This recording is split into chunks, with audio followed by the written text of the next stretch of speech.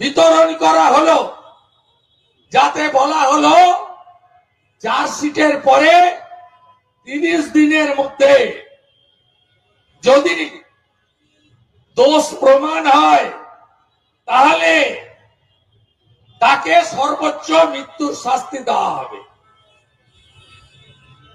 মমতা বন্দ্যোপাধ্যায় আজকে বিধানসভাকে লাইভে দিয়েছিলেন।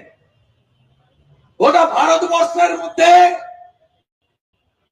এই একমাত্র রাজ্য যেখানে বিধানসভার অধিবেশন লাইভ হয় না, এমনকি ইলেকট্রনিক ভোটিং মেশিনও ভারতবর্ষের একটা বিধানসভায় নেই, সেটা হলো মমতা ব্যানার্জির বিধানসভা, পশ্চিমবঙ্গ বিধানসভা।